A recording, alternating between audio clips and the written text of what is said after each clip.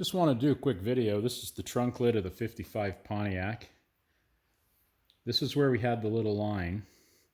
I sanded over it a little bit for 30 seconds and you can already see what's happening. So let's see. First I'm going to see if I can bring it up a little bit bigger. Now you can definitely see it.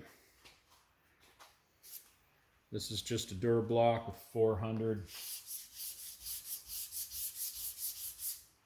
Now you don't have to go 400, but we're going to prep the whole car with 400 because the paint we're putting on this, the TDS would explain that they want 400.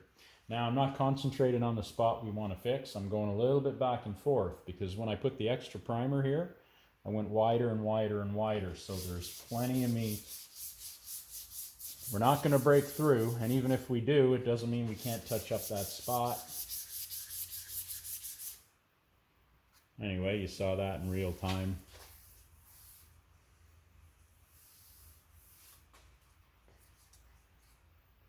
Couple little dots right there, but we'll go right across.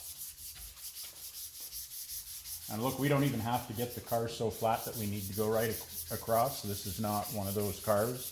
But it's not bad practice to do it.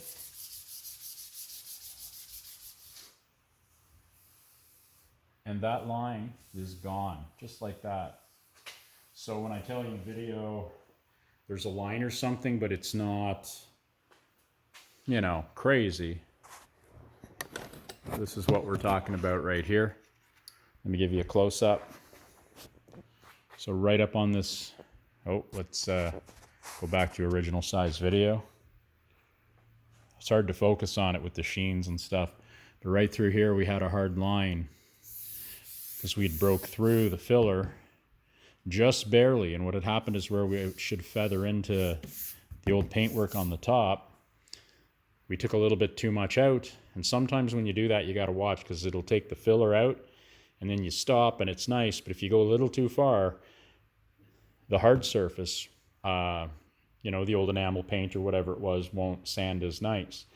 So you can end up cutting a little bit of a ditch, which is what we did. Man, does that ever feel smooth. And I mean, you can see there's probably a little bit of a dip right here. But it's close enough that the same process applies. So we'll do that spot in lifetime.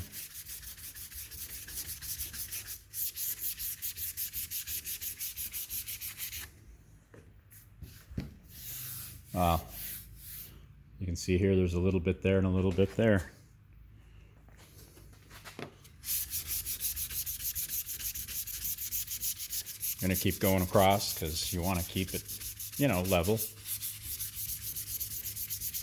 Now the longer the board, the better this can be. In theory, that's true. But I'm going back and forth. This is enough that unless your eyes, you know, unless you were born with something beyond the 180p, you're probably going to be fine with this. You can see right here, still a little bit low.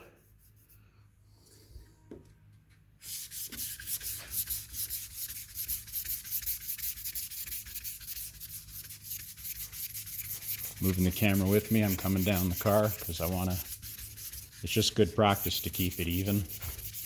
At that point, we could have just done the spot, but I find there's certain ways of doing things in certain patterns, and I mean, I keep it the same everywhere on the whole car. So there you have it. Our low spot in here is gone. The line is gone. The transition is basically going to be absolutely perfect. So that's what we want.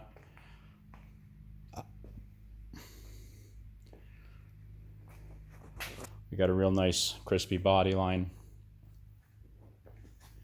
Now, in places like this, you can see where the primer is very smooth. So how long it took over there to get it down was one thing. This is on the top of the fender here. And you can see here there was almost no peel at all. That's all it took.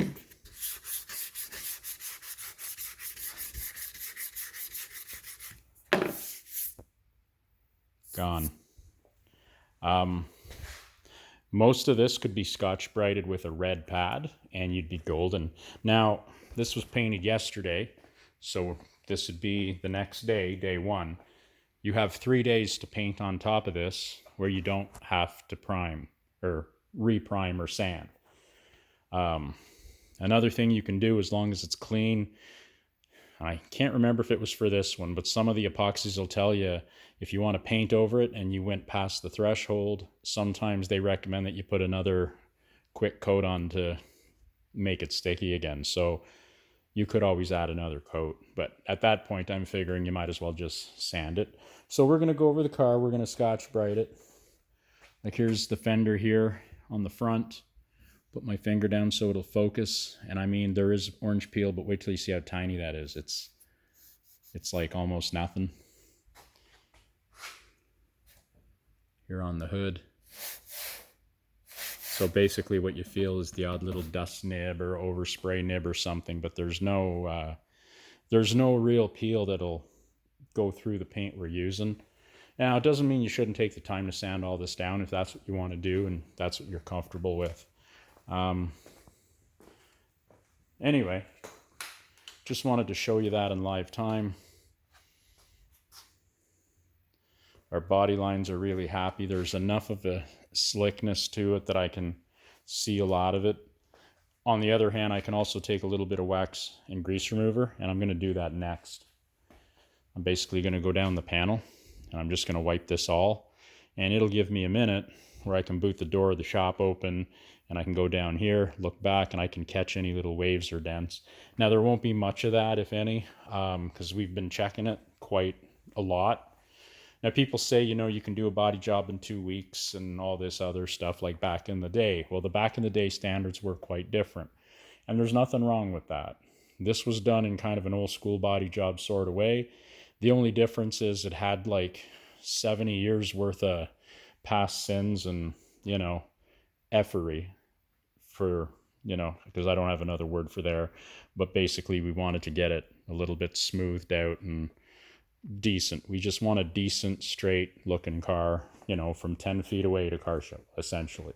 So this can be driven and enjoyed. Like, I know there's definitely not within factory specs. Some of this car is kind of handmade because they couldn't get the right parts. So we refined everything to clean it up and make it basically look good. And how good is it? Well, it's good enough for the satin black we're going to put on. Now we're going to go with the CRE321 Systems Bessa, and it's a urethane satin black. They also do an acrylic. I suppose you could do that, but acrylics I find are soft. So I like urethane because it'll hold up. It sticks to this primer really well. They're very compatible. I mean, and really it sticks to just about anything. So that's what I'm going to use because it's what I know. Definitely want good airflow in your booth and, you know, make sure you're wearing your mask. But I mean, any of these products, some worse than others, granted, but dust from pretty much everything can ruin your lungs, right? Like, you know, and some people go, too bad they can't make it natural, right? You got to keep in mind, the masks we wear, most of us, or a lot of us, they're organic vapor. And yeah, that word organic, right? But anyway, you know, people who work in sawmills doing that kind of stuff and they're around wood dust every day, a lot of them end up with COPD or on oxygen when they're retired, right? So keep in mind, natural doesn't mean good. And all these products came from someplace on the planet. So all I'm saying is, look, don't, you know, well, I'm just going to use a gentle lacquer or a 1K product because it might not be as bad. I think in some cases they're worse. Some of the specialty primers, the professional grade 1K primers, like the etch primer I like to use, if you spray a little bit of that and you're not ventilated enough, it's going to let you know. And whatever solvents they put in that, to make that stuff work is awfully strong.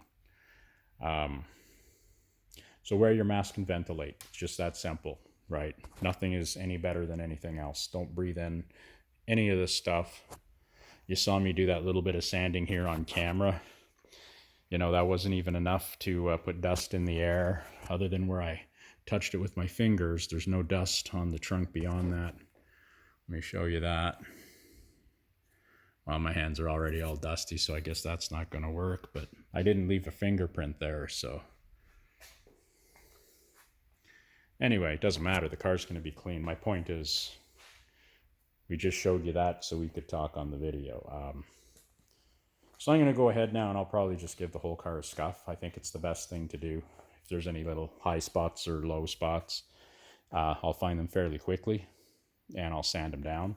And I might not even cut it to where the orange peel is perfectly off, but we'll try to get it flat everywhere. And it's just a way of finding the highs and lows. And, you know, this is our last ditch effort to flatten them out a little bit more if we can.